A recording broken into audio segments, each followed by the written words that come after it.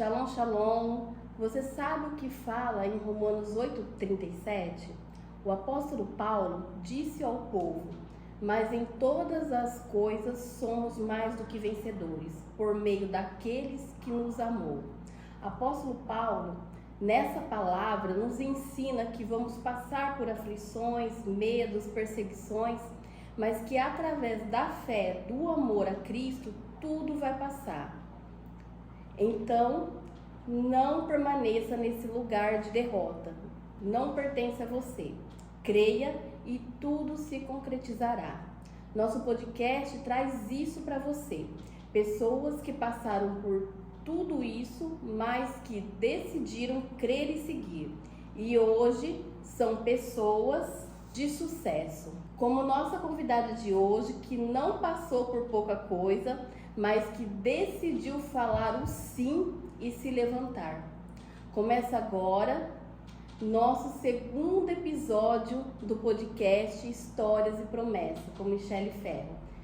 Gabi, seja muito bem-vinda. Agradeço você por contar a sua história hoje, por inspirar mulheres, por inspirar pessoas. Gabi, a gente começa com a pergunta, antes de conhecer a Gabi empreendedora, a Gabi advogada, eu queria conhecer a Gabi lá atrás, lá quando ela era criança, quando ela era adolescente. Conta um pouquinho da sua história pra gente. Bom, a Gabi criança, nossa, ela aprontava muito. Mas, assim, eu costumo falar que eu me vejo como criança hoje, comparando com as crianças que nós temos, é uma visão completamente diferente, né? Eu acho que eu fui uma criança velha, porque eu me preocupava totalmente com a situação de casa, se iria ou não ter alguma coisa para comer ou não. Então, assim, com 7 anos eu saía para vender laranja e peixe na rua. Meu pai ia lá, apanhava, pescava num ranchinho que a gente tinha na beira do rio. E a gente vinha para a cidade e eu vendia na rua. Só que, assim, eu acredito assim, você teve sua infância tomada? Não, eu brinquei como toda criança, aprontei como toda criança, tenho um monte de cicatriz para contar a história, fiz coisa escondida do pai, da mãe. Quem nunca, né? Quem nunca? Adolescente até que eu fui tranquila, na verdade assim, eu contava muito com a total confiança do meu pai, né? Então às vezes assim, eu até aprontava às vezes, e contava pra ele que eu tinha aprontado, só que ele não acreditava. Ele falava assim, você tá namorando, paquerando alguém? Eu falava, eu tô, pai. Eu falei assim, ele é bonitinho? Eu falei assim, bonito tem. Na verdade era verdade, eu tava paquerando, só que ele não me levava a sério. Gabi, macha. Eu acho que porque eu sempre tive esse jeitão de dar risada de tudo, fazer piada com tudo. Então, assim, a piadista da casa, né? Tem a minha irmã mais velha, meu irmão mais novo, só que meu pai, eu menti, eu costumo falar que eu mentia pra ele falando a verdade. Eu falava a verdade, só que ele não acreditava, né? Então... Aí o problema não é meu, né? Exato! Eu sempre fui super honesta, falei tudo. Se ele não acreditava, aí era com ele. Legal. Lá nas suas brincadeiras de infância, você já tinha esse senso de justiça, de liderança? Você gostava, por exemplo, assim, juntar com as crianças, você comandar a brincadeira, você direcionar, ou muitas vezes poderia acontecer de uma criança fazer, hoje fala bullying, antigamente nem tinha esse negócio de bullying, né? Mas a criança fazer uma brincadeira com a outra e você entrar no meio e falar, opa, peraí. Assim, controlar a brincadeira em si, não. Eu sempre ponderava, brincava com o que era proposto, só que assim, eu nunca gostei de injustiça.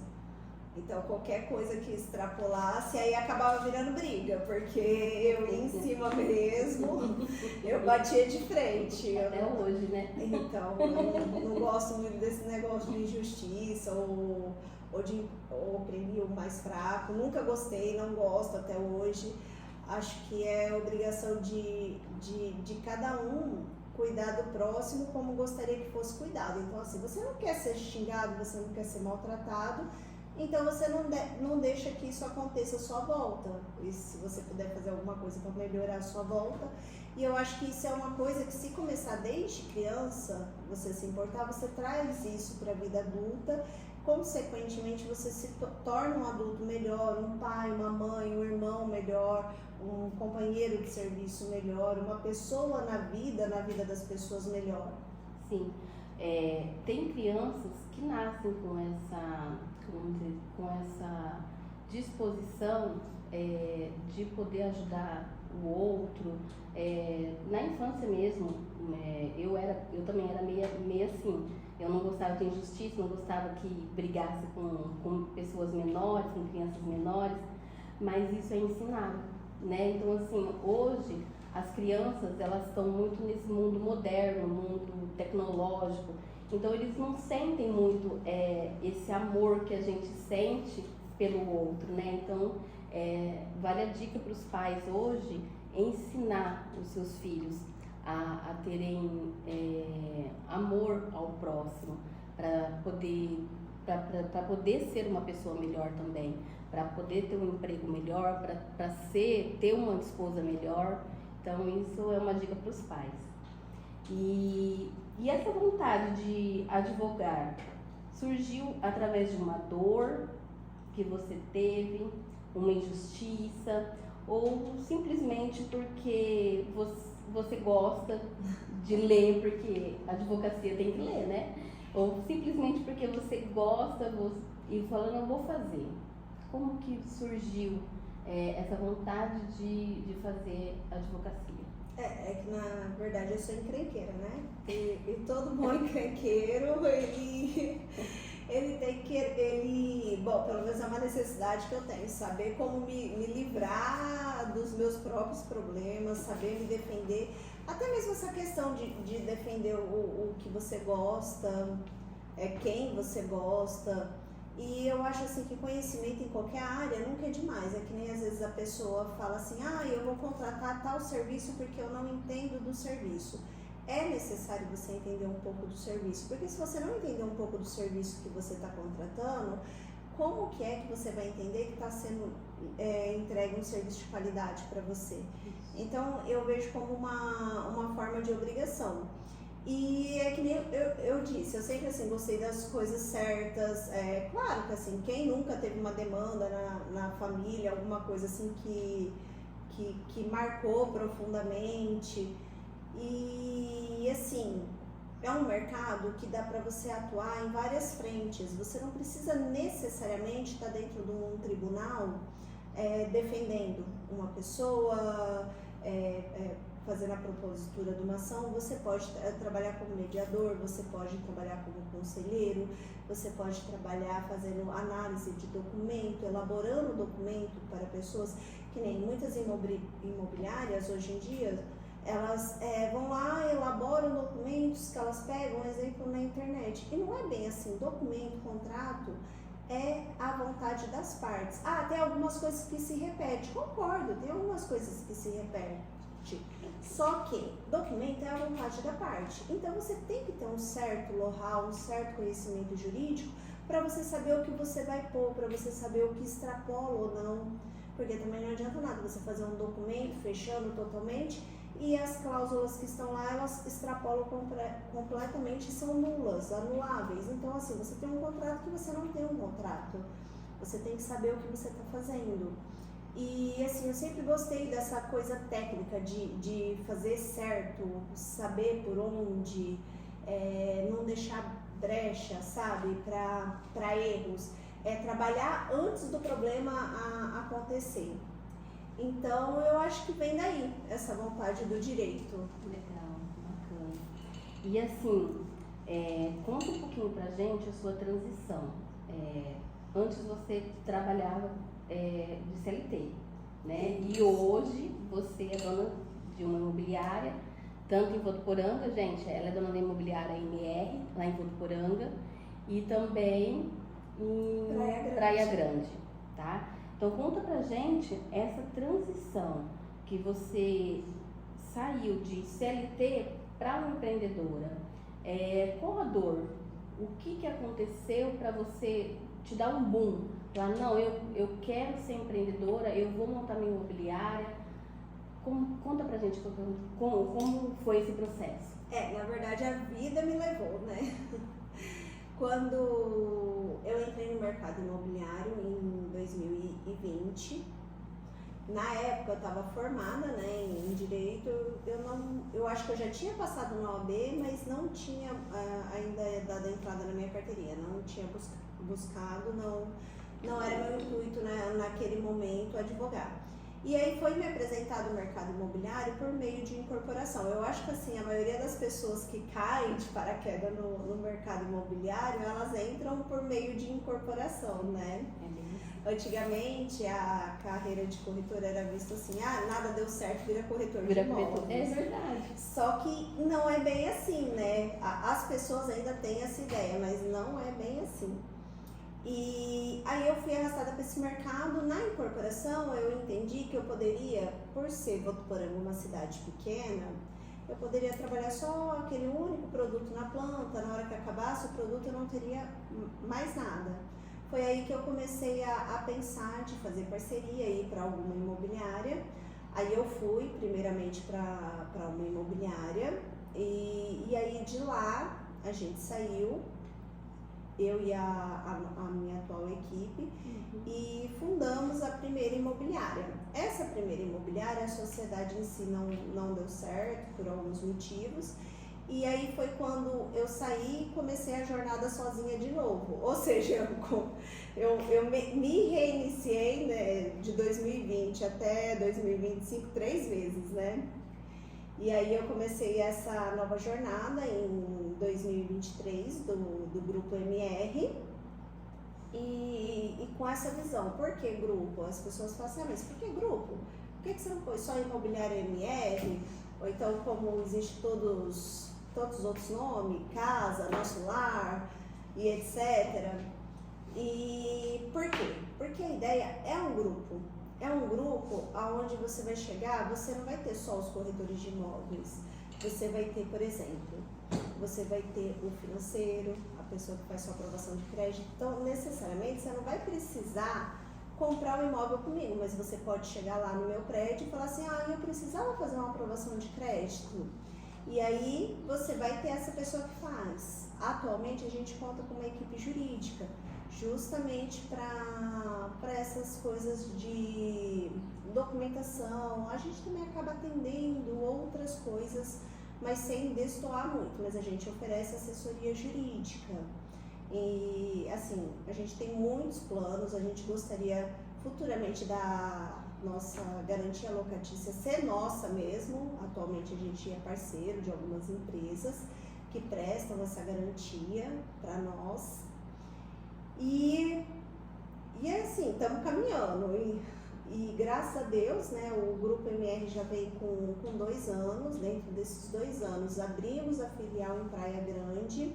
O montante maior de Praia Grande realmente é venda. Votuporanga ainda trabalha com locação mensal. Por temporada ainda não é nosso forte, talvez possa ser, porque a gente tem planos às vezes de ter imóveis próprios para a gente poder fazer essa administração, mas aí entra em outro tipo de administração, são outros cursos, outras coisas que tem que estar fazendo para poder estar sempre evoluindo. E isso é uma coisa assim que eu reparo muito no mercado de Votuporanga. Nós temos muitas imobiliárias que são boas, mas estagnaram no tempo. Você não vê um gestor que eu digo, um dono, ou então o dono investir mesmo nos corretores que está lá, falar assim, vai lá ver o que está acontecendo no mercado, vai fazer um curso, ou então a nova lei, o CIB, a nova lei que entrou, como que está funcionando isso, você percebe que não tem esse respaldo para as pessoas. E isso acaba dificultando também o trabalho de quem quer trabalhar certo.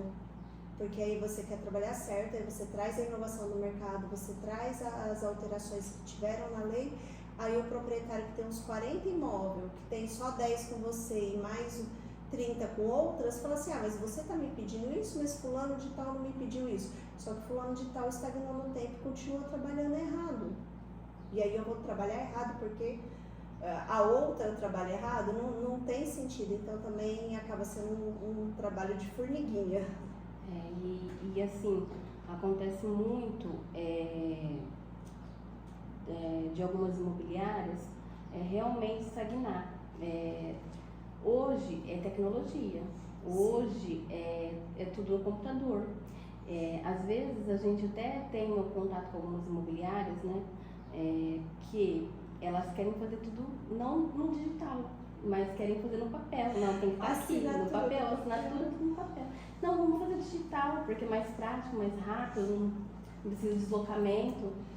Aí elas não, preferem no papel, para ter como garantia. Então, assim, realmente essa estagnação não é só em Votuporanga, é em outras regiões também. Existem muitas imobiliárias desse jeito. E me conta assim, como que o Felipe é seu sócio, né? Isso. Como que o Felipe caiu no mercado imobiliário? Meu Deus. Conta um pouquinho. Então, eu conheci o Felipe, eu acho que 2021, final de 2021. Eu sei que foi naquela primeira, sabe quando começou a desbloquear as coisas, aí começou a poder sair, algumas coisas começou a abrir, aí eu conheci o Felipe. Aí a gente saiu algumas vezes, aí a gente decidiu ser amigo, aí ele virou amigo. E aí nesse virar amigo, conversa vai, conversa vem, atualmente ele trabalhava na usina, nada a ver, completamente diferente. Aí só que assim, ele fazia, se eu não me engano, gestão de RH, ele fazia RH, né? Ele sempre, pelo assim, que depois eu conversei com ele, aprendi sobre ele sempre buscava conhecimento, não era porque ele estava lá na usina, num setor completamente diferente. Então, assim, atualmente ele estava fazendo RH, tudo, para tentar melhorar, buscar novas oportunidades. E aí eu comecei a falar do mercado imobiliário. E lá a gente se conheceu no finalzinho de 2021, né, para 22. E no finalzinho de 2022, aí ele começou a andar comigo para cima e para baixo. Aí vinha, saía para captar alguns imóveis, começou a ver como é que funcionava. Tanto quando ele começou a trabalhar no mercado imobiliário, ele ainda manteve por um tempo o outro emprego dele, né? Até porque ele trabalha em turnos, não atrapalhava muito, né? E aí ele veio chegando nesse mercado, né? Tirou o CRES, foi aprendendo muitas coisas e a gente também descobriu, né? Para onde é a expertise dele, né? Que no caso é realmente essa coisa de gestão. Então atualmente ele cuida das carteiras de locação. Ele que é responsável, porque a carteira de locação realmente é uma coisa que dá muito trabalho. E nesse ano de 2023, tem um evento que acontece em São Paulo todos os anos, chama Sebramo. É um evento para corretores. E aí a gente foi, ele falou assim, não, eu faço questão de ir, a gente dá um jeito, a gente vê aqui com as coisas da empresa. E nós fomos. E aí lá nesse Sebrame que veio a proposta, até então a gente trabalhava junto, a empresa era minha e a gente trabalhava junto. Aí veio a proposta dele ser meu sócio. Que ainda eu brinquei com ele, eu falei assim, eu não vou colocar outro sócio não, já tomei tombo de um. Aí ele olhou assim pra mim, a gente lá na Paulista, ele falou assim, olha, eu vou te falar um negócio do fundo do meu coração. Eu falei, o quê? Ele falou assim, é mais fácil você me passar pra trás do que eu te passar pra trás. E é verdade, né, Felipe? Gente, o Felipe tá aqui, tá? Ele tá ouvindo tudo. Aí nesse ele me convenceu. Eu não sei se foi isso que ele me convenceu ou se foi a caipirinha que eu tinha tomado antes. Aí ele me convenceu, né? Se ele me convenceu... Não, sério, gente, é porque assim, eu percebi sinceridade no que ele falou.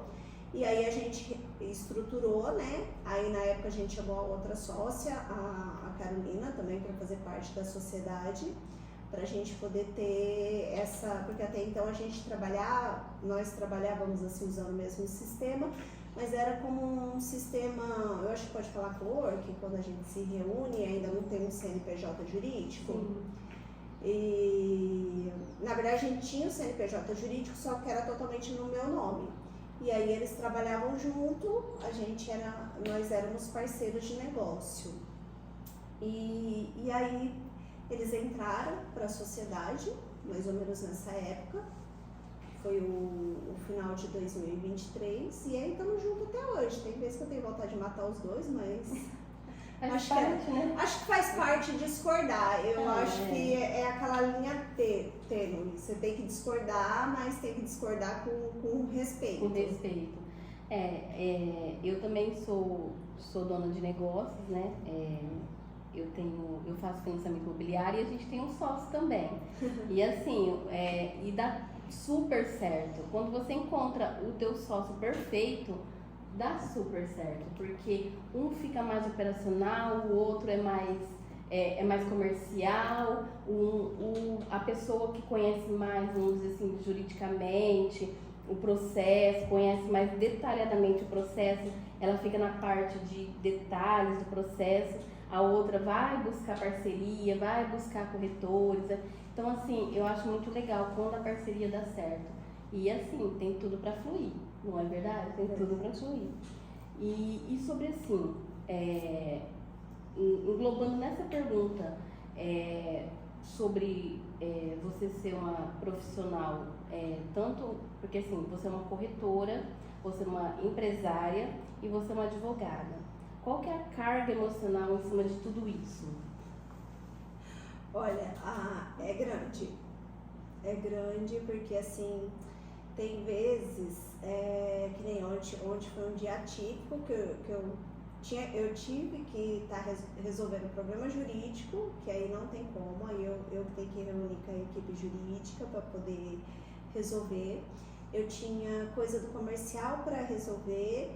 E agora eu tô tentando implementar o meta pro meu, sabe? Que eu até comentei com você, que eu tô até precisando de ajuda para poder ter esse feeling na página, né? Para as pessoas, não só a página da empresa, mas as pessoas falam assim, ó, a empresa, a Gabriela faz parte da empresa, poder linkar tudo isso.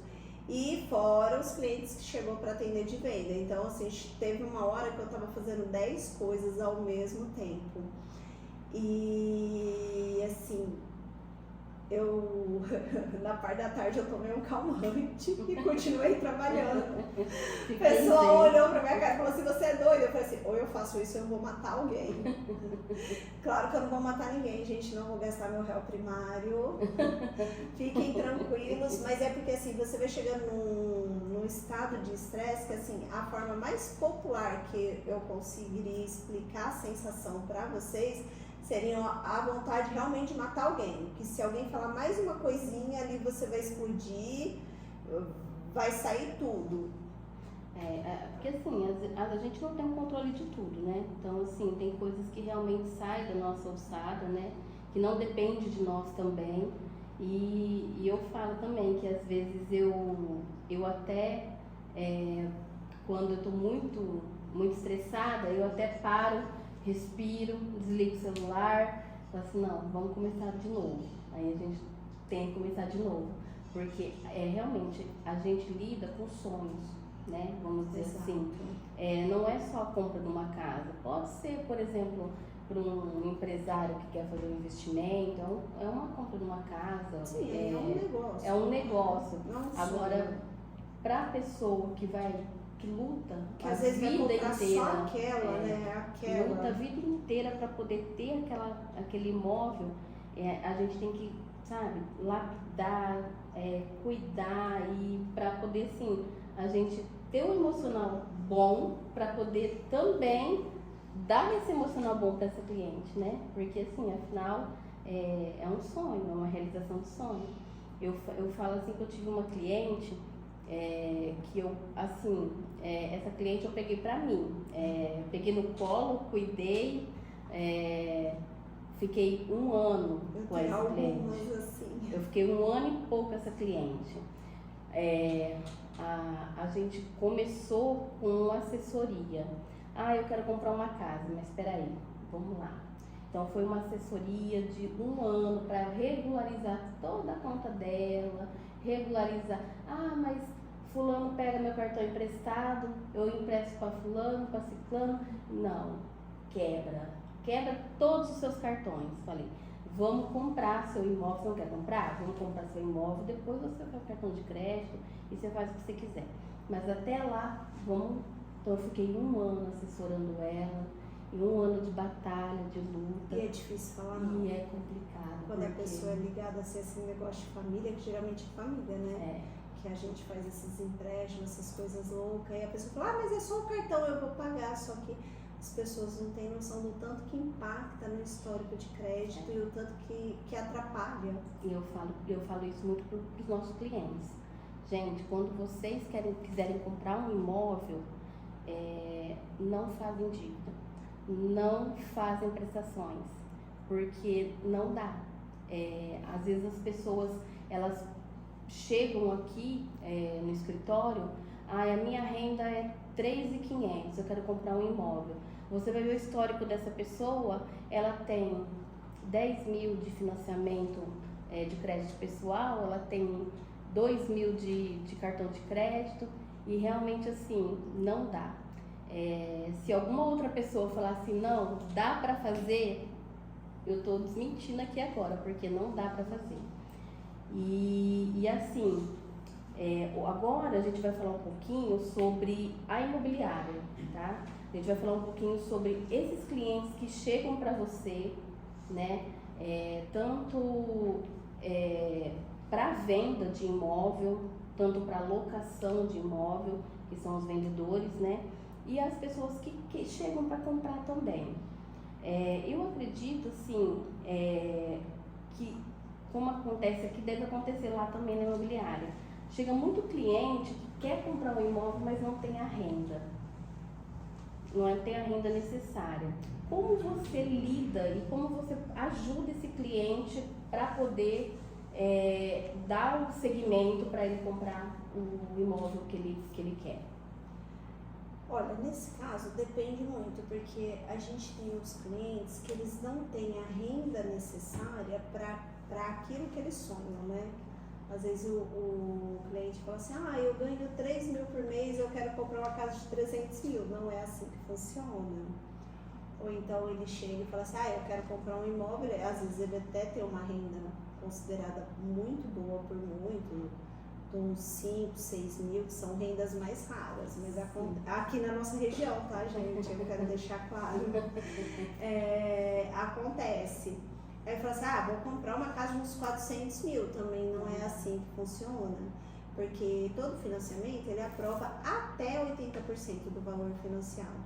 Então 20% é entrada. Se a pessoa não se programou, ela não vai ter esses 20%. Aí às vezes a gente oferece um imóvel na planta, por construtora. Por que por construtora? Você quer me vender Minha Casa Minha Vida, imóvel simplesinho? Eu quero, porque Minha Casa Minha Vida, você vai pagar uma taxa de juros de até no máximo 7,5%, 8%, vamos colocar aí. Hoje o mercado tá 10, 11 para cima para começar. Sim.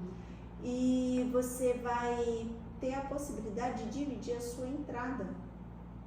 Então muitas pessoas, principalmente depois da pandemia, as pessoas não têm mais fundo de garantia, elas não têm mais aquela reserva que seria a reserva da entrada, elas não têm um carro quitado para poder dar de entrada, e mesmo aquelas que têm não querem se desfazer de um carro, porque elas entendem que o carro é um bem, não um gasto, quando na verdade o carro é um gasto. Para algumas pessoas, se você trabalhar com carro é um bem, porque aí ele é necessário, ele é seu ganho-pão. Agora, se você só usa para ir para o serviço, você pode ir de ônibus, então aí ele é um gasto. Então é todo esse trabalho, é um trabalho de você trabalhar o psicológico do cliente, fazer, e ele também ter a maturidade, né, a aceitação para saber aquilo que cabe ou não no bolso, e não adiar o sonho, porque também o que a gente pega, às vezes a pessoa, na hora que você fala, não, você não vai poder comprar esse imóvel de 300 mil, fala assim, então eu vou esperar mais um pouco. Aí você fala assim, não, peraí, vamos lá, fulano, você tem quantos anos? Há quanto tempo você está esperando esse mais um pouco? Nesse quanto tempo, quanto sua vida melhorou? Porque é tudo uma questão de atitude, as pessoas têm que começar. É o que eu falo, se você nunca começar, você nunca vai sair da onde você está. Mas eu vou pegar uma casa que eu não quero? Você vai pegar uma casa que você não quer, só que aí você vai parar de pagar aluguel para outra pessoa e vai pagar a casa que é tua. Depois você vai pegar essa casa que você não queria e vai dar de entrada numa casa que você quer. Você quita ela e faz um novo financiamento. Ah, mas vou quitar o financiamento é para 35 anos. Nenhum desses financiamentos foram feitos para pagar em 35 anos. Sim. Eles foram feitos para serem amortizados de trás para frente. Ou do saldo devedor Ou também, do né? saldo devedor. É para você conseguir pagar no máximo em 10 anos. Sim. Quantas coisas não pode mudar em 10 anos? E isso daí a gente está fazendo uma estimativa no cenário da pessoa agora. Ela tem que entender que se ela quer alguma coisa melhor, ela vai atrás, ela vai mudar de emprego, ela vai fazer um curso. Assim que ela desapertar, que ela tiver no imóvel próprio, que ela deixar de pagar aluguel, ela vai fazer um curso. Então, e ela vai sempre procurar a melhoria dela pessoalmente, para poder ter uma melhoria de salário, condição de vida, poder proporcionar mais para ela mesma. Eu não digo nem para a família, porque hoje em dia tá muito na moda as pessoas quererem qualidade de vida para elas sozinhas. Elas não querem família, não querem nada, elas querem viver bem. E se você quer viver bem, você tem que se planejar para viver bem. Você não pode só ficar querendo e esperando o melhor momento. Eu costumo falar que o momento é a gente que faz. Não existe melhor momento. Claro que existe condições favoráveis. Você não vai, por exemplo, estar devendo para todo mundo e falar, agora eu quero uma casa. Sim. Não, você vai começar a fazer um trabalho para você poder regularizar tudo isso. Ah, mas eu vou te procurar agora que eu estou devendo para fazer esse trabalho? Vai, porque eu vou sentar com você, a gente vai ver o que você está devendo, a gente vai ver o que é importante você pagar agora. A gente vai poder estruturar você para daqui um ano e meio, 2, você comprar seu imóvel. Aí você vai falar assim, ah, mas vai demorar tudo isso, mas se você nunca começar, vai demorar mais ainda. Chegou o absurdo de chegar gente para mim e falar, vou esperar 5 anos para caducar. Gente, pode até caducar a cobrança, mas você vai continuar devendo para banco e você não vai conseguir financiar nada. A não ser que você comece a ganhar muito bem e junte um dinheiro em uma aplicação. Aí são outros 500, mas isso é 1 em 2 milhões. Então a gente tem que trabalhar com a realidade de cada um. Sim. E ter essa consciência que a gente tem que fazer um plano, nada nessa vida se faz sem plano. Você é um absurdo, você tá falando. Não é. Não é, dá certo, eu já fiz esse plano pra mim, deu certo. Depois deixou de dar por N motivo, porque a gente é humano, a gente erra, a gente, como diz, né? A gente fracassa no meio do caminho, só que aí a gente começa de novo, reestrutura e começa a fazer tudo de novo, que dá certo sim. Eu sou a prova viva que dá certo. É só ter paciência e foco. É que nem o GPS, né? A gente recalculando a rota. Então, assim, é que nem você falou. Às vezes a pessoa, ela tá pagando um aluguel, né? E ela vai fazer o financiamento. Já aconteceu isso aqui também comigo. Ela vai fazer o financiamento, a parcela fica equiparada à parcela do aluguel. E a pessoa fala, não, tá muito caro. Entende? Às vezes até acontece também de a pessoa tá pagando R$1.000, R$1.200 de aluguel no imóvel que não é dela, entendeu? E ela faz a simulação e ela vai lá para Minha Casa Minha Vida faixa 1, faixa 2, que a taxa de juros é 4 e alguma coisa, entendeu? E a parcela fica R$400, R$500. Olha a economia que ela faz. Aí ela fala assim, não posso fazer essa dívida agora. Gente, imóvel, investir no seu imóvel não é dívida. Dívida é comprar carro. Dívida é comprar carro. Eu falo assim que o momento, que nem você disse, o momento a gente que faz.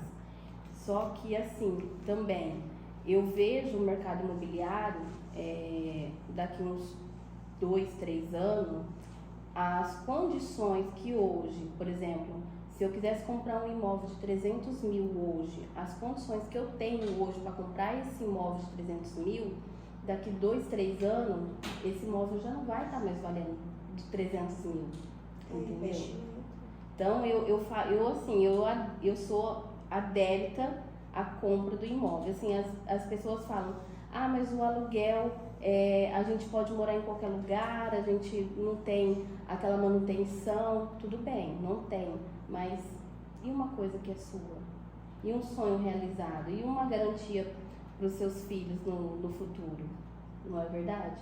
A qualquer momento o proprietário pode chegar em você, claro que tem contratos, tem cláusulas no contrato, mas acabou a garantia, ele vai falar, eu quero meu imóvel de volta, e aí?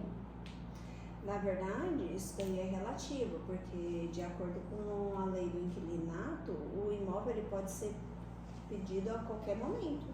O que acontece? Tem a multa prevista, mas o que vai adiantar? Você acabou de mudar, a pessoa te deu um mês de prazo para você sair, falou, eu te pago a multa, sai do meu imóvel. E aí? Não tem o que fazer, a Não pessoa tem que sair. Não, é uma garantia. E manutenção em imóvel alugado você também tem que dar. A diferença é que a manutenção fica pro proprietário. Se você estiver dando uma manutenção num imóvel que é seu, você está cuidando daquilo que é seu, você está valorizando aquilo que é seu. Com certeza. Eu ia até te fazer essa pergunta agora, se o que vale a pena alugar ou comprar. Então, assim, a gente já deixou bem claro que não vale a pena alugar. A compra do imóvel, eu também acredito que é o mais viável. Eu acho que depende do seu momento. Hoje em dia você vê muitas pessoas falando assim, eu prefiro ter 300 mil investido, me rendendo um aluguel por mês, do que investir num prédio. Vamos lá. Dinheiro investido no banco. Vamos pegar a atual falência que teve essa semana, que está vindo, na verdade, desde de outubro. Não sei se todas as pessoas estão a par, né? Que teve um banco que faliu, não vou falar nomes para não haver cortes. Mas o que acontece? Esse banco, se eu não me engano, do CDI ou CDI, ele estava pagando mais de 100% do CDI. O que aconteceu? As pessoas começaram um banco digital, as pessoas começaram a investir dinheiro.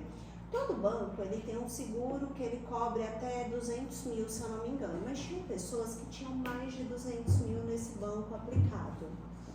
Então, Felipe, ali, se eu falar besteira, a gente tá falando de coisas de milhões, porque, se você tem um banco que está pagando mais de 100 no CDI, o que você vai fazer com seus investimentos? Vai colocar lá.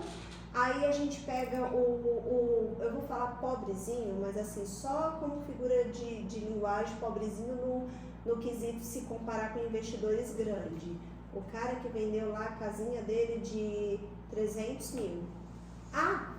100% do CDI, vou colocar lá, vai me render um aluguel de mais de 3, 4 mil, com esse dinheiro eu pago um aluguel de 2, me sobra 2 na mão, certo?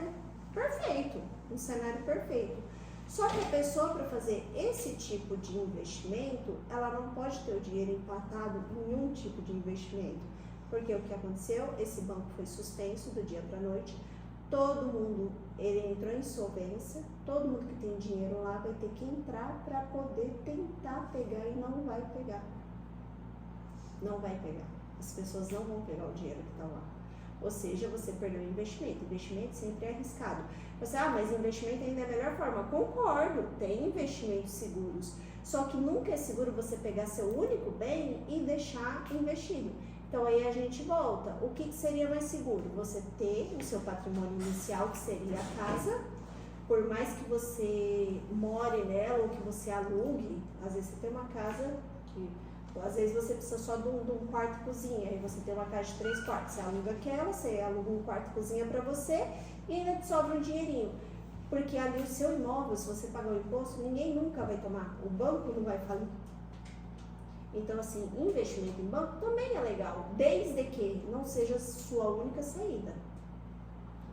Senão, realmente, o imóvel é o melhor. O imóvel ainda é o mais seguro, o mais rentável e aquele que quando nada der certo, você ainda tem ele para morar nele. Se nada der certo, você tá ali dentro. É bem assim. E é que nem falam, né? A gente não pode investir todos os ovos na mesma cesta. A gente tem que diversificar, porque às vezes acontece, já aconteceu isso comigo também. Hoje eu sou investidora, mas eu já fui hoje eu sou mais ponderada. E aí eu fiz um investimento numa empresa também, e aí eu recebi, né, os juros desse investimento durante um ano, tudo certinho. E quando eu fui resgatar o valor que estava lá, cadê o dinheiro? Não tinha, você só recebeu os juros. Não tinha dinheiro, aí decretou falência e assim, não só eu ainda tinha um pouco de dinheiro lá, não era tanto, mas tinha gente que tinha milhões lá dentro, tinha gente que tava com milhões, então assim, hoje tá na justiça, hoje vai fazer o quê? Acho que uns 10 anos que tá na justiça E não vai conseguir tirar. Porque os únicos bancos proibidos de falir no Brasil atualmente, Caixa Econômica Federal e Banco do Brasil, são os únicos. Que aí você faz o processo, pode demorar anos, mas por meio de precatória, vai pagando por ordem, né, de quem chegou, e aí você acaba conseguindo receber. De resto, nada é seguro.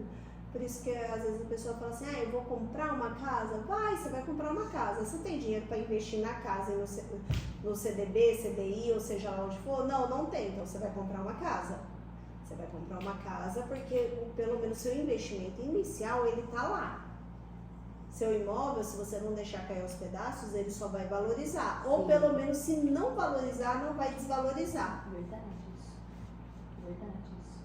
E assim, me fala um pouquinho, você tem 2 imobiliárias em lugares diferentes, né? Totalmente assim, uma é praia e a outra é na cidade. A variação de imóvel referente um imóvel, por exemplo, assim, perto da praia, com um imóvel na cidade normal, como que essa variação é muito alta em referente a valores de compra de aluguel? Explica um pouquinho pra gente. Assim, um movimento assim que é até engraçado. Teve uma época do ano passado que a gente estava procurando um imóvel lá e todos os imóveis eles são geminados, né? A maioria de casa, quando se fala de casa, não apartamento. E a gente tá falando de 140 metros de terreno no máximo, 128, 60, 70 de construção a 450 mil. Aí você fala, casa novinha. Não, mofada. Mofada. Porque não tem lugar para construir, metro quadrado, nada. E quanto mais perto da praia, mais valorizado. E mais caro fica, né? Mais caro fica. Só que assim, por exemplo, se a gente pega uma casa dessa que o pessoal assim adora desdenhar, do Minha Casa Minha Vida, e colocasse um terreno lá, que fosse um terreno de 150 metros, essa casa que o pessoal está desdenhando aqui, lá seria vendida por 450 mil. Meu Deus. Uma casa de 190, 200 mil. Meu Deus. Pra você ter uma noção da diferença. E aquele negócio que eu falei, daqui uns 2, 3 anos, o imóvel que vale 300, não vai conseguir comprar por 300. Imagina, né, perto da praia, como que vai valorizar, né? Então, assim, é o que você falou, o melhor investimento é a compra de um imóvel. É a compra de um imóvel. E fala um pouquinho, assim, na imobiliária, eu sei que vocês fazem muito financiamento de imóvel na planta. Falou nas conversas anteriores referente à pessoa que não tem a entrada para poder dar, mas assim, imóvel na planta, você acha mais interessante? Qual que é a dica que você dá para a pessoa entre um imóvel na planta, um imóvel usado e assim, já chegou clientes aqui para mim com cláusulas em contrato de imóvel na planta, porque é reajustável, referente a IPCA, e explica um pouquinho sobre essas taxas administrativas, se você conseguir explicar, e sobre as taxas de juros, qual que é a diferença, se tem diferença. Geralmente, o imóvel na planta, quando ele é aprovado, porque eu trabalho o segmento assim, que eu já tenho a pessoa que ela é totalmente autorizada, né? Porque assim, não é qualquer pessoa que pode construir para uma Caixa ou para um Banco do Brasil, mas geralmente imóveis na planta, terreno e construção é tudo Caixa, tá? Tá centralizado. Para ser sincera, eu não peguei nenhum Banco do Brasil até hoje. E eu sei que também tem uma modalidade de banco privado, né, para poder terminar. Mas, em suma, o que acontece? A aprovação é a mesma, vai começar a pagar depois que pegar o imóvel, porém, no período de construção, tem uma coisa que chama taxa obra, que são essas variações que você questionou. Então, assim, cada medição que vai fazer, cada ajuste que precisar fazer no decorrer da construção, aí vai lá um perito, né, no caso um fiscal, um engenheiro, para poder fiscalizar as etapas da obra. Para quê? Para poder garantir, porque todo empreendimento ele tem um seguro e ele tem que ser feito dentro das especificações do banco que está financiando o projeto. Sim. A diferença desse que nós estamos falando agora pro da planta pessoa jurídica, o planta pessoa jurídica, eles têm um acordo com a Caixa, eles fazem todas as liberações lá, tudo. Inclusive, algumas empresas dessas dão até a documentação. Quando a gente parte para o terreno e construção do cliente, eu quero construir a casa do meu jeito, eu tenho a entrada, tudo, aí documentação, essas medições passam a ser tudo por conta do cliente. Então, assim, o cliente, além de ter o valor que não financia na obra, ele também tem que ter, vamos dizer assim, bala na agulha para essas medições, essas coisas que podem surgir. Com relação ao contrato com o construtor, geralmente é muito bem especificado já para não haver essas variações e é o que eu aconselho. A única variação que pode haver, por exemplo, é o cliente ter colocado lá, o meu piso vai ser um gresalato de R$25 o metro.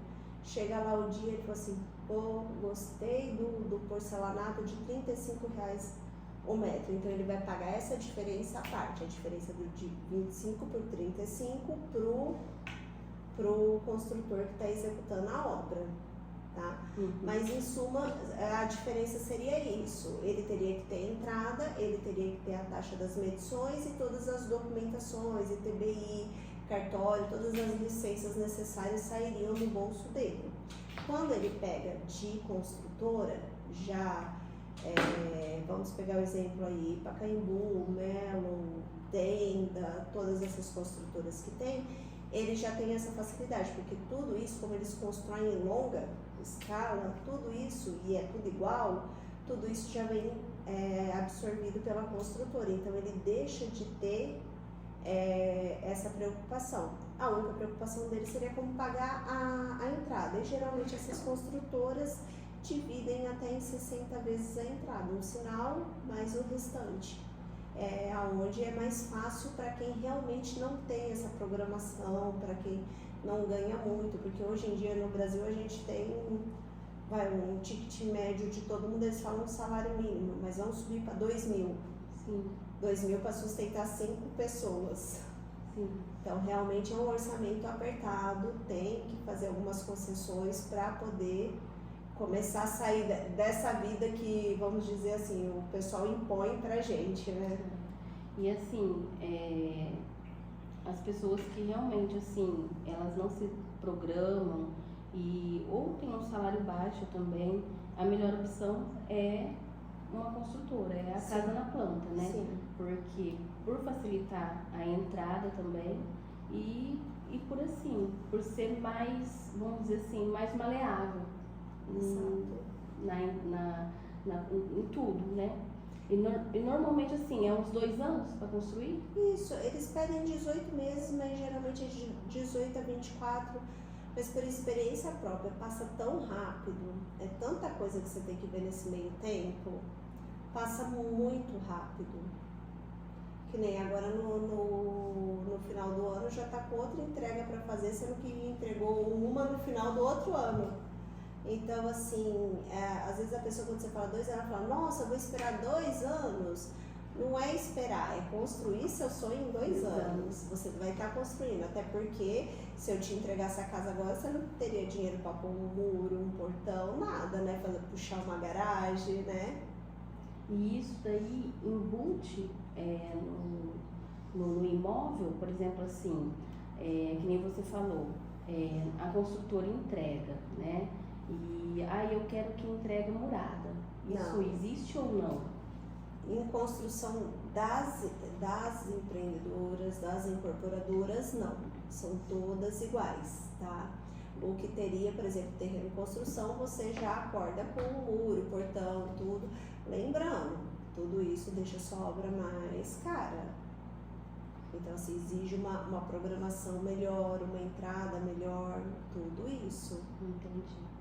E falando um pouquinho sobre aluguel, você tinha falado um pouquinho da lei do inquilinato. Fala um pouquinho, que você entende mais do que nós, né? Vamos dizer assim. Fala um pouquinho sobre a lei do inquilinato. Quais são os deveres do inquilino e quais as obrigações, quais são os deveres dos proprietários e quais são as obrigações deles?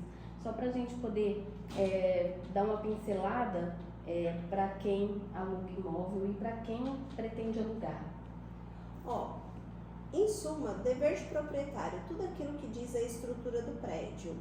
Então, se a gente tiver um prédio com goteira, é o proprietário que vai ter que arrumar.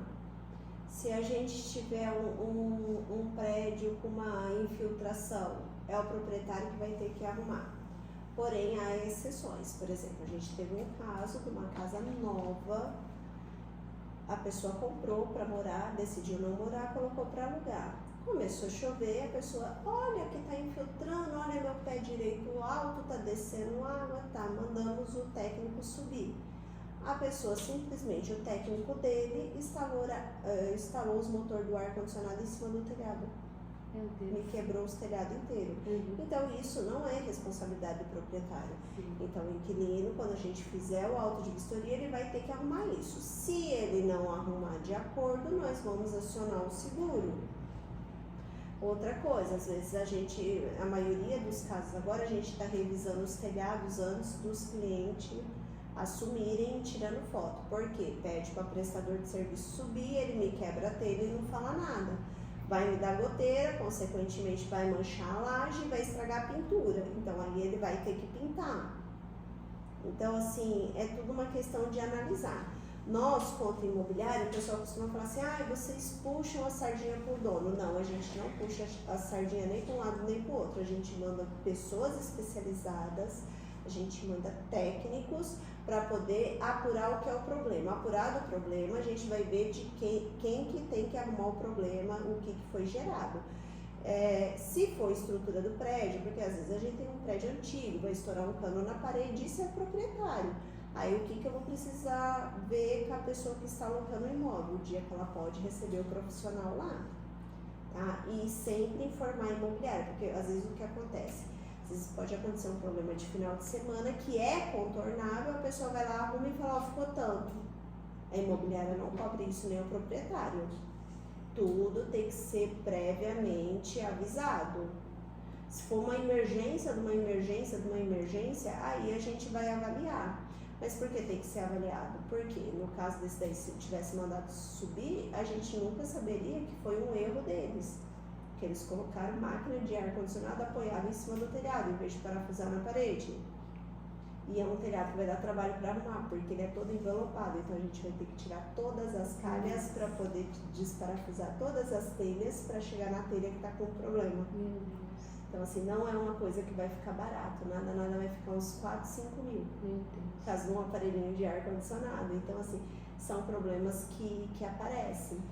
E assim, para diminuir os riscos, tanto assim de quem está alocando, como quem é o proprietário, o que a gente passou a fazer agora? Agora a gente tem uma vistoria terceirizada. Gabriela, mas você não é vistoriadora? Eu sou vistoriadora, mas o que aconteceu? Nós tivemos algumas decisões, né, no Supremo, TJ, a respeito disso, de inquilinos contestando a vistoria da imobiliária, falando que a imobiliária, embora ele tenha assinado a vistoria, falando que a imobiliária puxou a sardinha para o proprietário.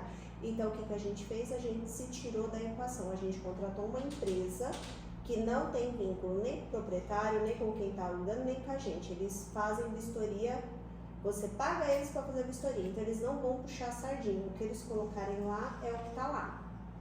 Já justamente para precaver qualquer tipo de problema, futura execução. Então a gente sempre trabalha naquela forma preventiva. Sim. A gente quer evitar o problema. É o certo para fazer, né? Porque assim, é o que eu falo. Às vezes acontece do inquilino, ele querer dar assim, alguns querem dar um espertão, né? Então tem que arrumar isso e é causa do próprio inquilino e ele joga pro proprietário. Então se não tiver uma pessoa especializada, uma pessoa que vai lá, faz o laudo, tudo bonitinho.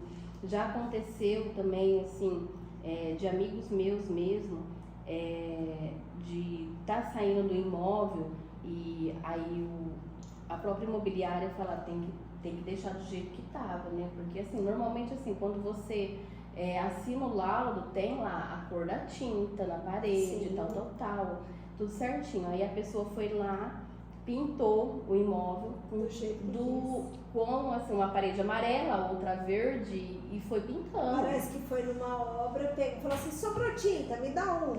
Mais ou menos isso. Então assim, a imobiliária recusou. Ela falou assim, não, eu não quero. A imobiliária recusou, falou, não tem condições. Você assinou o laudo aqui e assim, é desse jeito, você tem que deixar a parede dessa cor, você tem que deixar assim. E assim, foi até na justiça também para poder ver se conseguia, né? Mas perdeu, não tem como. Mas assim, com a questão do seguro ficou mais fácil para nós. Hoje em dia, na nossa imobiliária, a gente não pega nem o fiador, nem o calção. Por quê? Por exemplo, a gente teve eu não vou dizer prejuízo porque foi ressarcido, mas a gente teve uma situação numa casa hoje, quando a pessoa saiu, o déficit que foi deixado foi de 20 mil. E o aluguel era 2.800, o que a lei permite, 3 meses de calção. Embora a gente saiba que tem outras imobiliárias que praticam valores diferentes, são abusivos, totalmente inválido. Qualquer juiz derruba isso e ainda dá danos morais. O que acontece? 3 aluguéis não cobririam esse prejuízo. A pessoa deixou um prejuízo de 20 mil fora as custas processuais porque teve que despejar ela. Então, com o seguro fez tudo isso. A gente só notificou o seguro dos atrasos e o seguro tomou a frente. O seguro despejou, o seguro moveu a ação. E depois que eles saíram, a gente apresentou os orçamentos do que precisava ser arrumado, o seguro aprovou e o seguro que vai ressarcir a gente. Bacana. Então a gente já tira completamente isso, já não gasta mais com o advogado, porque o que acontece hoje em dia? Mesmo que é aquela senhorinha que tem, vamos supor assim, a senhorinha mudou para Votuporanga, ela tem uma casa em São Paulo, a casa dela em São Paulo, ela usa para pagar o aluguel em Votuporanga. Mesmo essa senhorinha, se ela precisar entrar contra o cliente dela lá, ela vai ter que pagar custas processuais. Mesmo o aluguel dela sendo totalmente para ela suprir aqui, não é fonte de renda, é tipo, não vendi lá, mas porque eu estou alugando aqui. Então, isso também já facilita, principalmente nesses casos, porque as pessoas não têm dinheiro para ficar entrando com uma ação exigindo aquilo que não foi pago, já tomou prejuízo de meses de aluguel, ainda vai ter que arrumar a casa. Entendeu?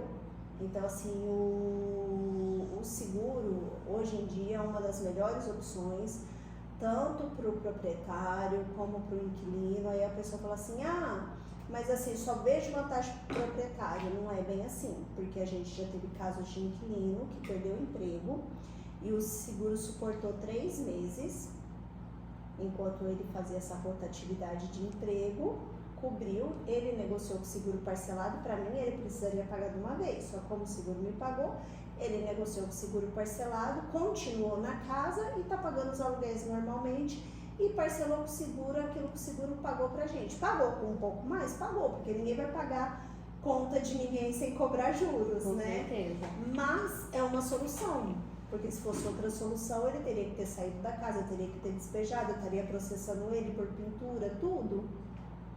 Então, é bom para ambos os lados, sem contar que diminui aquele negócio de pedir pro pai, pra mãe ser fiador e por aí vai. E não encontra o fiador aí. Não encontra, ou então a pessoa vira seu fiador e fala assim, É, né? Agora você tá me maltratando, mas quando você precisava de um fiador pra tua casa... É bem assim. E sobre rescisão de contrato e multas? Olha, a multa ela é proporcional pelo tempo que falta do contrato. Porém, a gente tem contratos que eles podem chegar ao fim devido a uma das partes não fazer o que está ali especificado. Vamos supor, a casa que a gente loca, ela tem que ter condições de moradias. Vamos pegar uma casa, vamos supor que a casa apresentou um problema no telhado e esse problema no telhado era do proprietário e o proprietário precisava resolver. E o proprietário não resolveu e a casa está lá, goteirando, goteirando. O inquilino não é obrigado a ficar, ele vai pedir a rescisão unilateral. Nesse caso a gente vai orientar o proprietário e vai orientar o inquilino a entrar com o pedido da ação para poder reaver a multa, porque quem faz jus à multa nesse caso é o inquilino. E vice-versa, vamos supor apartamentos, a pessoa entra lá, começa a dar trabalho, se ela não se ela não seguir as regras do prédio, também é rescisão unilateral. Ela pode ser convidada a se retirar e mesmo assim ela vai dever a multa, porque ela não cumpriu o contrato. Legal, porque assim, muitas vezes as pessoas, elas têm a dúvida, né, por exemplo, já aconteceu assim, comigo também, assim, com alguns clientes, dele estar no imóvel e ele querer comprar um imóvel. Aí saiu o imóvel. Sim. A gente conseguiu fazer o financiamento e o imóvel saiu. Só que o contrato não... É porque normalmente eles colocam um prazo, né? De um ano, de 2 anos. E assim, ele estava no meio desse processo de 1 ano ainda. Não tinha cumprido ainda. E aí ele teve que pagar a multa. Só que nesse caso vai do bom senso, porque assim, ele não tinha um imóvel, ele comprou um imóvel. Então, nesse caso, pode-se estudar assim, um desconto dessa multa e tudo mais. Eu tive um caso recente, na verdade a pessoa locou o imóvel e desistiu da locação, ela nem mudou para o imóvel. Aí eu liguei pro proprietário e falei assim, assim, assim, assado. Ele falou assim, pagou seguro, pagou tudo. Então, se for ver, você tem direito aos 3 meses de multa. Aí ele falou assim, ia vencer o aluguel quando? Eu falei, daqui 15 dias. Ele falou assim, fala pra pagar um aluguel só e ver o que você consegue devolver do seguro. Então, assim, vai do bom senso, porque no seu caso, eu entendi, a pessoa não tinha um imóvel, ela comprou um imóvel. Sim. Então, assim, eu acho que vai do bom senso da imobiliária intermediar isso. Claro que tem uns proprietários que é carne de pescoço, mas... Aí vai de tudo. Por exemplo, a gente tem inquilinos muito bons, que se acontecesse isso, a gente ia chamar o proprietário e ia falar, seu fulaninho, fulano nunca deu problema, sempre pagou antecipado, não sei o que, e ele comprou uma casa. O que a gente consegue fazer para ele poder devolver a casa do senhor, para ela voltar para a locação? Aí a gente tenta intermediar. Legal. E assim, hoje você está estabelecida em 2 cidades, hoje você é empresária, hoje você é dona do seu próprio negócio, hoje você é advogada. Você olhando para você hoje, Gabriela, o que você falaria para Gabriela daqui 10 anos? Meu Deus, essa é difícil. Para Gabriela do futuro? Do futuro. O que você deixaria para ela? Uma mensagem? Algo assim, para que daqui 10 anos você repensasse? Meu Deus. Não sei, eu acho que eu falaria para ela continuar sendo corajosa. E continuar conseguindo realizar seus planos, tirar seus planos do papel. Porque toda vez que a gente tenta fazer alguma coisa diferente, assusta. Mas é importante sempre mudar e tentar fazer alguma coisa diferente. É importante estar ali, estar nesse movimento, nessa sinergia. Bacana, legal. O nosso podcast, ele tem a palavra promessa. Empreender é uma fé. Bota fé nisso.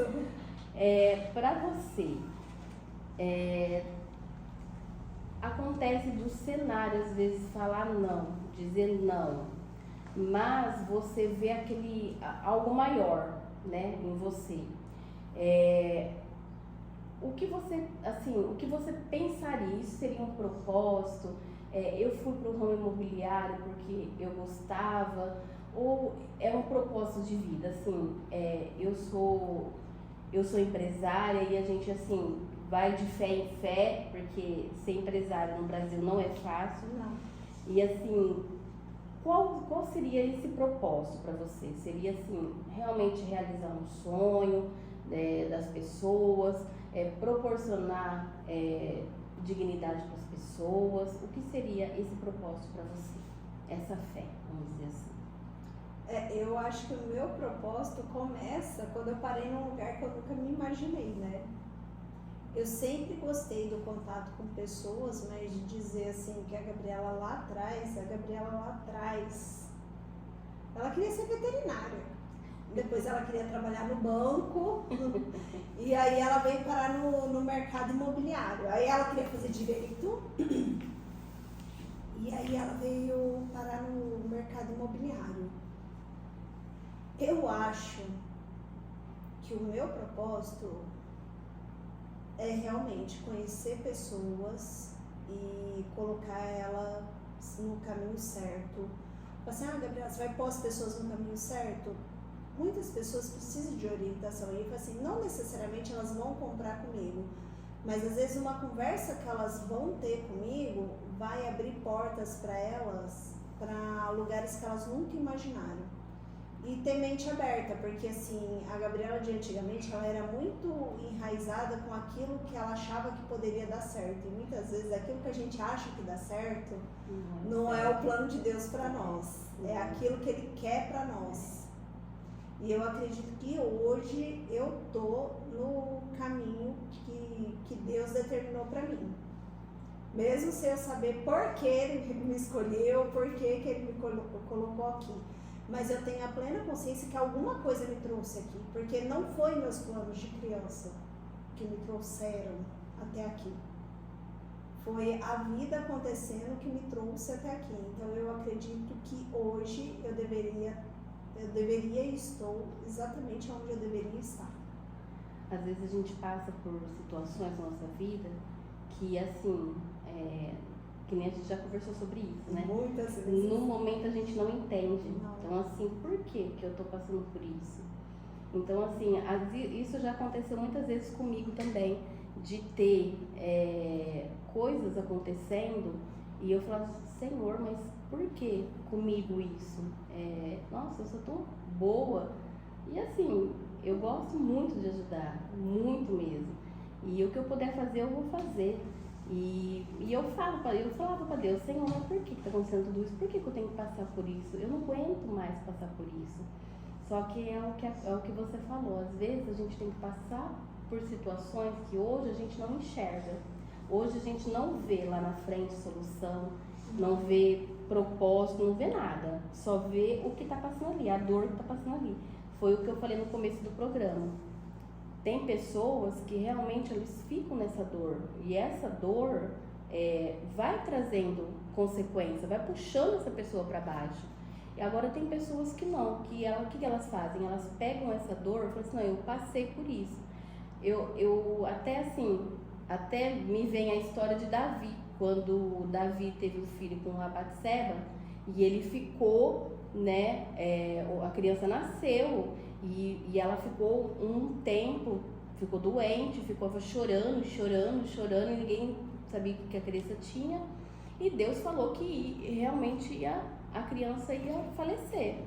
E Davi, ele se recolheu e ele ficou ali, orando, jejuando o tempo todo. E é o que acontece com a gente não entende, a gente sabe? E a gente fica ali, Senhor, mas por quê? Por quê? Então ele ficou ali, ó, implorando pela vida do filho, ficou implorando, implorando, implorando. A criança faleceu. O que que ele fez? Ele se levantou, passou uma água no rosto, colocou a melhor roupa e foi. Eu acho que pra gente, pra muita gente, isso acontece. Então, assim, é aquele negócio de você determinar a sua vida, você pegar essa dor, transformar em combustível e seguir, ou você pegar essa dor, jogar no seu peito e se vitimizar, né? Então, eu vejo muito isso. E eu acredito, assim, que nem a gente faz esse podcast para inspirar outras mulheres, para inspirar pessoas, não só mulheres, como homens também, adolescentes, e ver que cada um tem o seu propósito aqui na Terra. Todo mundo tem o seu propósito.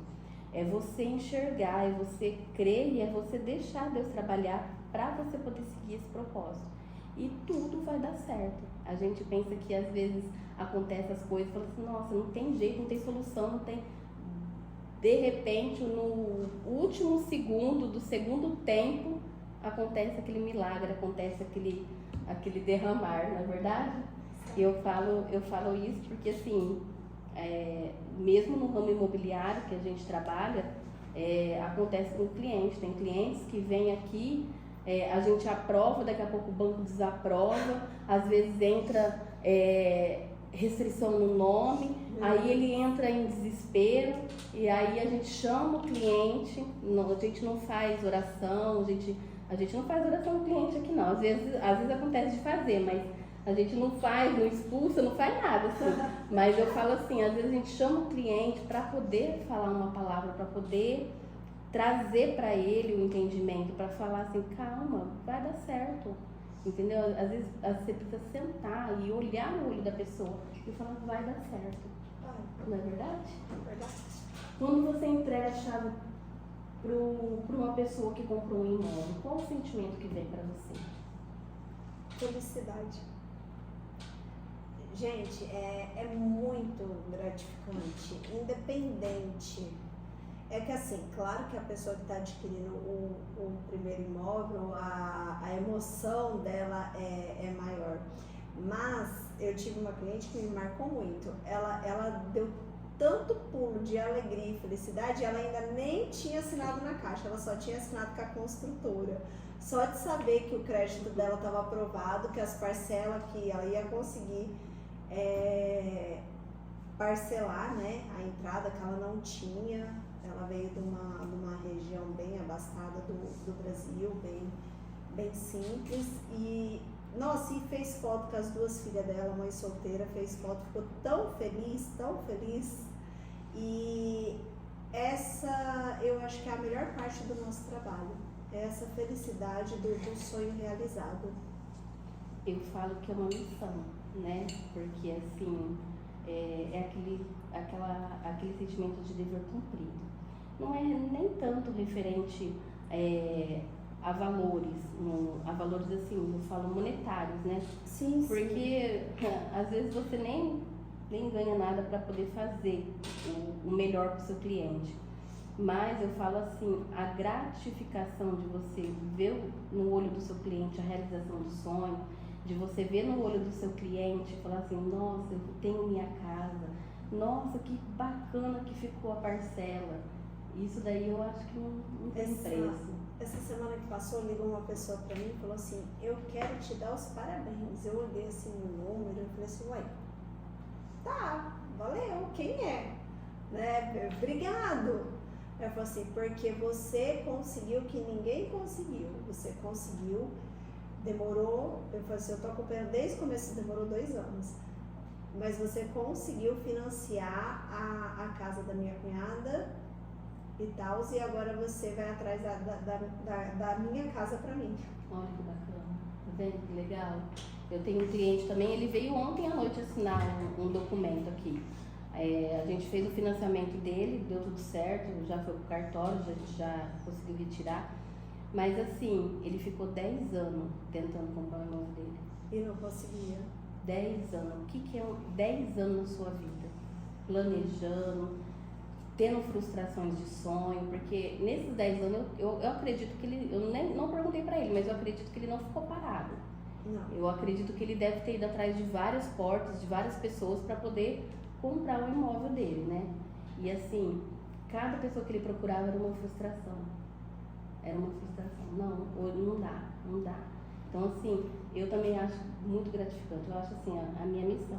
Um dia eu vi uma mensagem no Instagram escrita assim, sempre o propósito é uma pessoa pregar, é uma pessoa fazer alguma coisa assim nesse sentido. Às vezes um propósito é um CNPJ, né? Então assim, eu acho que propósitos eles vêm de várias formas. O propósito às vezes também ele pode vir na construção de uma família, na maternidade, num emprego que você entra lá, às vezes você entra num emprego, você fala assim, um trabalho, você fala assim, nossa, eu sou tão insignificante, mas você vai ajudar tanta gente ali. Ele vem de formas diferentes, de várias formas, e muitas vezes a gente não entende. Por isso que a gente tem que ter sabedoria, às vezes, para aceitar os desafios que vem nesse meio desse caminho que é a vida, né? É isso aí. Porque a gente coloca no papel, se a gente colocar no papel mesmo tudo que a gente passa, né? A gente... Dá 10 livros. A gente fala assim, não, o meu propósito deve ser muito grande, porque misericórdia, vou passar tudo isso. A gente até pensa, né? Mas é o que você falou, todo dia é um propósito. Você acordar é um propósito, você ter um filho é um propósito, você sair da sua casa para poder acudir uma pessoa é um propósito. Então, assim, é isso. E assim, Gabi, a gente está quase finalizando, tá? O nosso podcast. E assim, para as pessoas, eu queria que você hoje falasse para as pessoas. Hoje você é empreendedora, hoje você é advogada, hoje você tem a sua empresa, né? Tem o seu sócio. E as pessoas hoje que estão emocionalmente desgastadas, que estão trabalhando, como já aconteceu e você já falou aqui, de trabalhar e a pessoa vestir a camisa da empresa e não ser valorizada e assim tentar agarrar a empresa para poder levar e não ser valorizada nisso, o que você deixa de conselho, o que você deixa de legado para essas pessoas, para elas poderem começarem a ter coragem a empreender, ter coragem de poder fazer, nem que for o pãozinho, o cupcake para poder vender para fora, para elas começarem a ter coragem e trabalhar com ética, trabalhar com dignidade e não ficar dependendo só assim de CLT, né? Eles ter a coragem de poder ter o próprio negócio e seguir. Bom, dizem que a definição de loucura é fazer sempre, todos os dias, a mesma coisa e esperar um resultado diferente. E aí você vai falar assim, nossa, mas eu saio de casa, eu acordo todos os dias 6 horas da manhã, chego às 18 horas em casa, tenho que fazer as minhas coisas e eu vivo cansada. Tá, só que se você quer um resultado diferente, você tem que se esforçar e fazer alguma coisa diferente. Exausto, todos nós estamos, todos os dias, ninguém é 100% felicidade. Então, o que você pode fazer de diferente? Tá, você tem um emprego CLT, você trabalha com uma carteira assinada? Ok, ótimo, então você já tem uma renda, por mínimo que seja, garantida no final do mês. Hoje em dia você tem cursos, você tem várias coisas, você tem vídeos curtos, TikTok, Quai, YouTube, essas redes não serve só para você ficar vendo vídeo divertido, serve também para você se informar. Informação é poder. A partir daí, você tem que começar a mudar a forma como você vê. Se aonde você está não está bom, então comece a trabalhar você como pessoa, para você melhorar o seu currículo, para você se melhorar do jeito que as pessoas te veem, para que você possa abrir as suas oportunidades. E arrisca, começa com, atualmente, quando eu comecei lá na incorporação, eu não fazia só a incorporação, eu fazia análise documental, eu cobrava para fazer análise documental, eu cobrava para fazer um contrato. Então, da mesma forma, você pode, vamos supor, se você trabalha numa fábrica, leva trufa para vender para os seus amigos, leva perfume para vender para os seus amigos. Hoje em dia, tem gente que dá consignação, faz parceria com alguém, faz consignação. Tem essas lojas online que você pode adquirir produto. Eu já fui em São Paulo ver como é que funciona. Ah, Gabriela, você foi ver, você quer tudo? Não, fui ver pro meu filho, porque eu tô com um filho de 17 anos em casa que precisa fazer alguma coisa, preciso dar um rumo para ele. Eu fui ver para ele começar com coisa à toa, vender fone de ouvido e película de celular. Película de celular não, porque vai te exigir ter uma demanda muito grande, mas, por exemplo, fone de ouvido. Hoje em dia tem empresa que você consegue fazer parceria, eles vendem tão mais barato que você consegue se linkar no link deles e vender o produto deles na hora que você vende na sua plataforma, que você pede lá na dele e despacha para o seu cliente. Então tem formas, é só uma questão de você tirar, que seja 2 horas do seu dia, 1 hora, estudar, ver, agregar coisas ao seu conhecimento, ao seu currículo, à sua pessoa, para você poder começar a mudar a sua realidade. Mas tem que fazer alguma coisa, ficar parado, ficar clamando e esperando resultados diferentes, fazendo todos os dias as mesmas coisas, não vai funcionar. E eu já falo aqui, não é fácil, tem dia que eu tenho que me empurrar da cama, literalmente. Não é, a Gabriela tá ali, para ela é fácil, agora ela tem uma empresa aberta. Não, é muito mais difícil. Tem dia que literalmente eu tenho que me empurrar da cama para poder continuar. Problema todo mundo tem, mas se você quer mudar a sua realidade, você tem que focar em você e começar a ver como a sua pessoa de hoje pode ser melhor do que foi a ontem, e todo dia melhorar um pouquinho. A única pessoa a ser superada não é seu vizinho, não é sua amiga, não sou eu que estou aqui falando, não é a Michele, não é o pastor da sua igreja, não é o padre, não é sua colega da escola, é você mesmo. Você tem que ser melhor do que você todos os dias um pouquinho. Essa é a única competição aceitável. Eu falo muito isso também, porque a única pessoa que pode te sabotar é você mesmo, não é verdade? E a gente, às vezes, tenta se sabotar todos os dias, né? Mas eu falo que, graças a Deus, a gente tem discernimento, tem sabedoria, sabe o que a gente está fazendo é sempre um propósito, é um dos propósitos, e não vamos parar. A gente vai fazer até dar certo, não é verdade? Gente, obrigada, tá? Gabi, obrigada por você ter vindo. Foi um bate-papo bem legal, bem descontraído. Tiramos muita dúvida de muitos clientes. Fala aonde as pessoas podem te encontrar, Instagram, Facebook e as lojas onde as imobiliárias.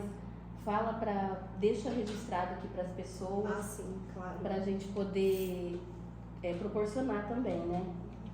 Bom, meu Insta é @GabrielaMarquesRibeiro1985. O site da empresa é www.gmrsoluçõesimobiliarias.com.br. E também o Insta, se eu não me engano, é @GMR Soluções Imobiliárias. Nós temos a filial, né, a matriz, em Votuporanga, Rua Oscar Adame Sobrinho, 4005. E na Praia Grande fica no Boqueirão, no edifício Beatriz. Gente, honestidade, segurança, qualidade. O Grupo MR não só atende Votuporanga e também atende Praia Grande. Eles têm parceria com vários corretores, várias cidades, Então, assim, procure, se tiver dúvida, alguma coisa, a gente vai deixar o link, tá? Do Instagram da Gabi, lá da imobiliária, pode estar procurando ela. E assim, foi um prazer imenso mesmo de ter você aqui, o Felipe. E assim, terminamos nosso podcast e eu falo que assim, é uma experiência maravilhosa para essas pessoas que precisam de inspirações, que precisam de um objetivo. Gente, se vocês gostaram desse conteúdo, clique lá no compartilhe, clique lá no sininho para ter mais conteúdo, para visualizar mais conteúdo e assim, assistam a gente para a gente poder dar mais dicas. Cada profissional que vir vai dar uma dica diferente, referente ao que trabalha, e a gente vai falar um pouco sobre fé e um pouco sobre jornada. E é isso, gente, pessoal. Muito obrigada, tá? Por tudo e vamos fazer história.